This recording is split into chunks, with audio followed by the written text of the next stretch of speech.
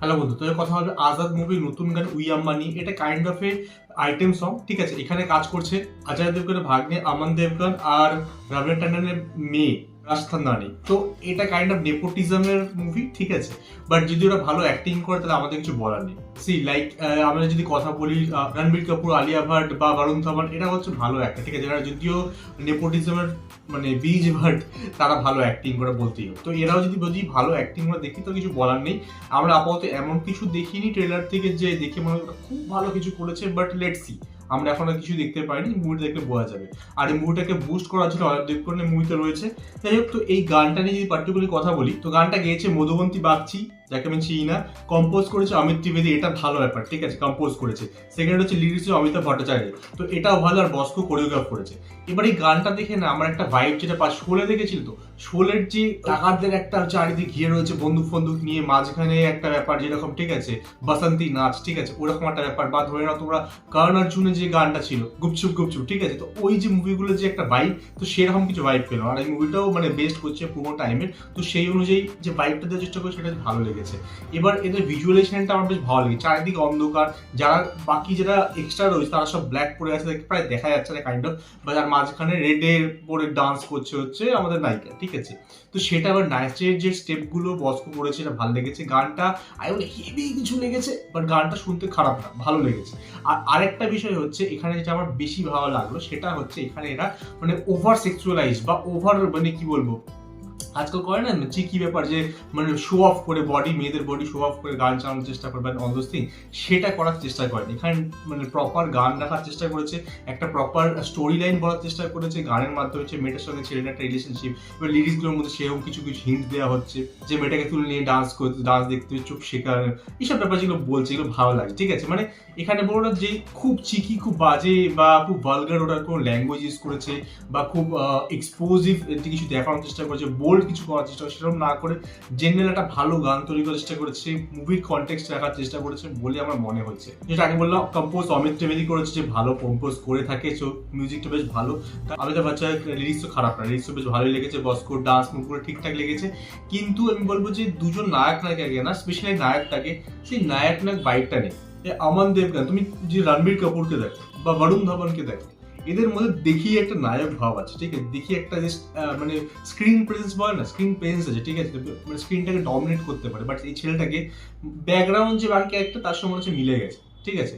ওকে যে stand out ব্যাপারটা সেটা মনে হচ্ছে না। এটা ওর লুকের জন্য হতে পারে, ওর ড্রেস আপের জন্য হতে পারে, বা এরা যেভাবে ওকে মেকআপ করেছে বা যেভাবে দেখিয়েছে সেটার জন্য হতে পারে। এবার যদি বলি নায়িকার কথা, রাশা খানদানি, ডান্স মুভগুলো খারাপ লাগেনি, ঠিক আছে। এরা বডি শেপ মেনটেন করে আর অল দোজ থিংস, প্রচুর টাকা, ঠিক আছে, সো এরা করতে পারে, তো সেই অনুযায়ী ভালো লেগেছে। বাট তার ফেসে সেই স্পেশাল কিছু ব্যাপারটা নেই। আমার মোটামুটি ঠিকঠাক মনে হলো।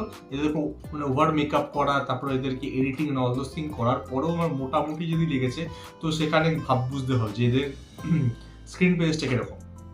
তোমাকে আমি এক্সাম্পল দিচ্ছি, দীপিকা পাদুকোন, অনুষ্কা শর্মা, এদেরকে তুমি বিনা মেকআপেও দেখবে। আলিয়া ভাট, ঠিক আছে, বিনা মেকআপে, এটা নর্মাল অনেক ফটো তুমি ইন্টারনেটে পেয়ে যাবে, দেখবে তাও ওদের মধ্যে না একটা চার্ম রয়েছে, ঠিক আছে, যেটা দেখে মনে হয় একটা নায়িকা, সেই ব্যাপারটা একটা একটা হিরোইনের যে ফিলিংসটা আছে না, যে একটা স্ক্রিন প্রেজেন্স যেটা বলছিলাম আমি, সেই জিনিসটা আসে, সেইটা না এই মেয়েটার মধ্যে লাগে। হ্যাঁ, বডি ল্যাঙ্গুয়েজ যদি বলো বা বডি শেপ বলো, সেই অনুযায়ী বলো ভালো লেগেছে। সেটার কারণ হচ্ছে তুমিও যদি নিজের পর 2-3 লাখ টাকা খরচা করো পার মান্থ, ঠিক আছে, তুমি এক্সারসাইজ করো, তুমি পার্সোনাল ট্রেনার রাখো, বা প্রপার ডায়েট মেনটেন করো অ্যান্ড অল দোজ থিং, তোমারও তুমি ডায়েটেশন থেকে ডায়েট মেনটেন করো, প্রপার তোমার চেহারা তোমার সেই জায়গার লেভেল থেকে কয়েক বছরের মধ্যে দেখবে, বছরখানিক 6 মাস থেকে 1 বছরের মধ্যে দেখবে তোমার বডিও সেই হিরোদের মতন বা হিরোইনদের মতন হয়ে গেছে, ঠিক আছে।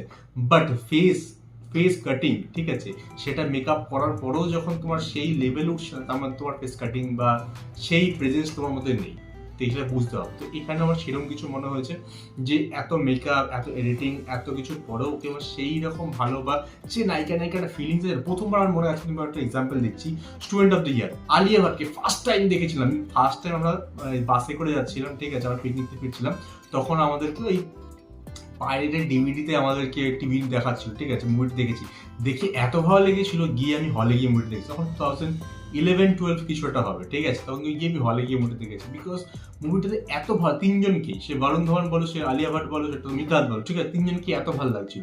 তো সেই দেখি একটা সেই প্রেজেন্সের মধ্যে একটা নায়ক ভাব আছে, ঠিক আছে, দেখেই ভালো লাগে, সেই জিনিসটা আমার এখানে লাগলো না।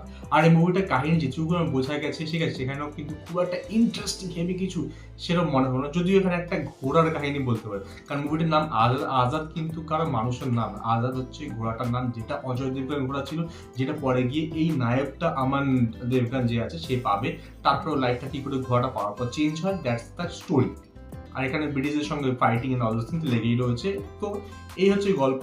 যাই হোক, আমার গানটা ভালো লেগেছে, গান অনুযায়ী গানটা বেশ, লিরিক্স অনুযায়ী, মিউজিক অনুযায়ী, কম্পোজ যেভাবে করা হয়েছে, বসকোর ডান্স মুভমেন্ট, সেগুলো ভালো লেগেছে। যেহেতু ভালগারিটি দেখানোর চেষ্টা করেন, যদিও একটা আইটেম সং, তবুও একটা প্রপার গান দেখার চেষ্টা করে, যেরকম আমরা আগের দিনে পেতাম। আগেকার তুমি ওই গুপছু গুপছুটা একটু যদি ভালগার ছিল, বাট তাও ওই লেভেল, বা তুমি ধরো শোলেতে, ঠিক আছে, বাসন্তী নাচ, ঠিক আছে, নাচুন বাসন্তী টাইপ যা ছিল, ওই ধরনের যে একটা ভাইব না, সেটা পেয়েছে, দেখে আমার ভালো লেগেছে। তো অল ইন অন গানটা বেশ ভালো, তোমরা ডেফিনেটলি চেক আউট করতে পারো। আর এই মুভিটা সম্পর্কে তোমাদের কি মতামত, গান শুনে কি মতামত, আমি কমেন্টে জানাতে পারো। আমার সঙ্গে দেখা হবে নেক্সট ভিডিও।